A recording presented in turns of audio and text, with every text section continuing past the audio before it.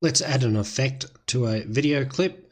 So there's actually 3 video clips down the bottom. I've got a fairly large one and a couple of very short ones up the start. The first 2 have already got some properties added to them. You can see when I click on them, their properties turn up here, and if I click on this one with no properties, there's nothing there because it has no properties.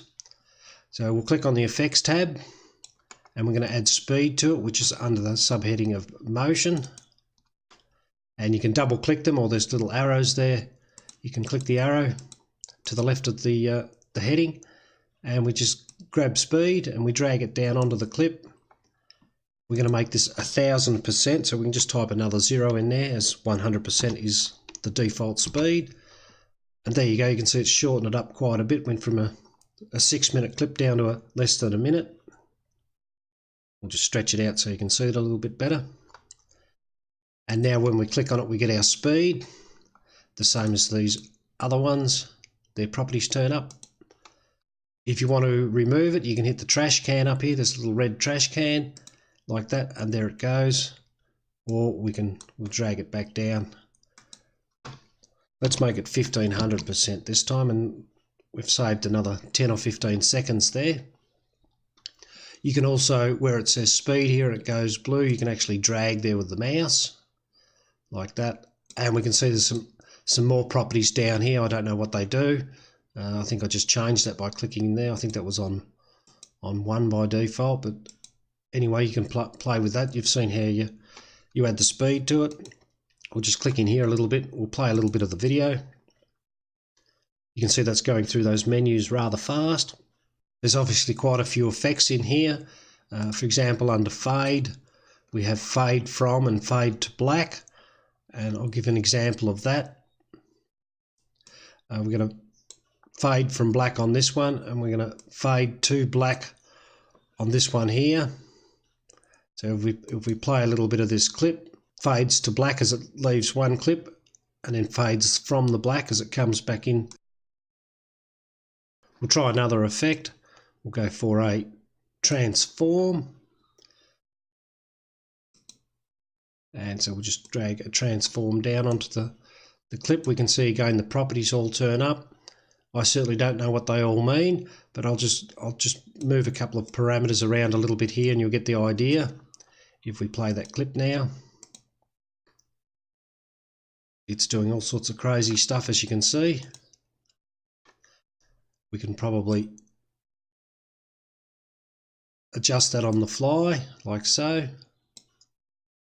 I can hear the computer working a little bit, so if you've got a low-powered computer, you might want to be a little bit careful with these things, but you can see there's quite a few effects in there, parameters that you can change. We'll just remove that. So that's transform. Again, there's others in there as well. We'll try a transition. To do a transition, you'll actually need to slide the videos past each other a little bit like so. And there's actually one already, I don't know if you call it pre-installed, but if you bring your mouse down into the bottom corner there, you can see it goes to a little blinking triangle. If you click on that, that'll give us a dissolve. So we'll play a little bit of the video. It's going to dissolve from one video scene into the other, like so. We'll have a look at the other transition. We'll try a wipe. Same thing, we drag that down. There's our wipe, so we'll play the video.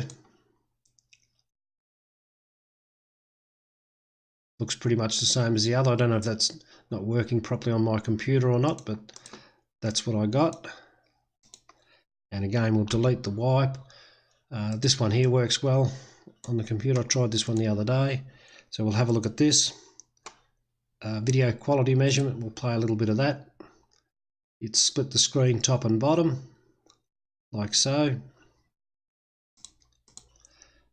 We'll try a slide. I think we have to delete the other one first. We'll try slide, like so, and we'll play the video. And there you go, you can see it slides across like so.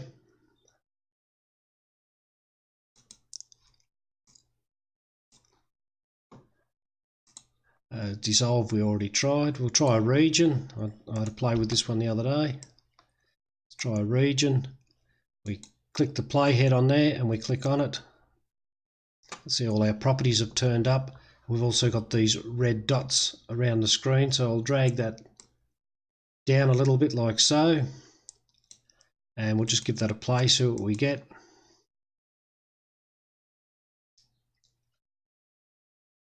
Yeah, it started previewing in the bottom corner, and then it'll go out to full screen, I suppose, when it finishes the transition. Again, you can play with all the properties there. I don't know how they all work. I've just started using some of these. You can also leave videos separated. We'll give you a black spot between the videos. So if I play there, you can see I've got two very short videos. If we hit play, it's black for a moment, then the video starts. And it goes black between the two videos before the second video starts. You've probably seen me a number of times bumping the videos up to the left and then bumping them into each other. That's to avoid that very thing. There's nothing worse. You've got a whole heap of video here and you've made 20 or 50 cuts in it, and you've realised you've left a 3 or 5 second gap that you don't really want in it somewhere up here, and yeah, you've got to move everything along. So that's another little tip there. You can right click on a clip such as this one and you can go split audio, and now it's a little bit easier to see the audio signals in it there. I may have mentioned earlier, but I'll mention it again, is the importance of saving your work, because there's nothing worse than you've been sitting there working on stuff for half an hour and then all of a sudden Kdenlive crashes, which it does do occasionally. I must admit it does do it occasionally. It's generally pretty reliable, but yeah, I have had it crash on me a number of times. And as far as rendering goes, I'll just remove that there. Suppose we want to render this out now. Mine's already set because I've been using the program for a while, but if I hit render, it pretty much goes to the defaults. The only thing I do is usually give it a name in here, but you can see it's going to my default folders.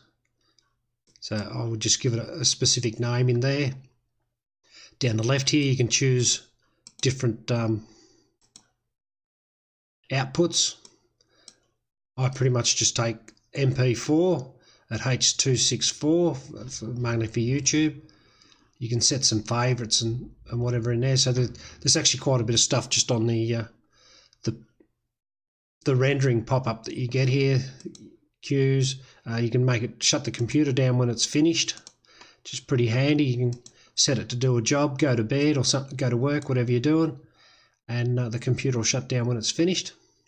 That's pretty much the extent of my knowledge and experience with Kdenlive at this moment in time. Hope you found the videos helpful.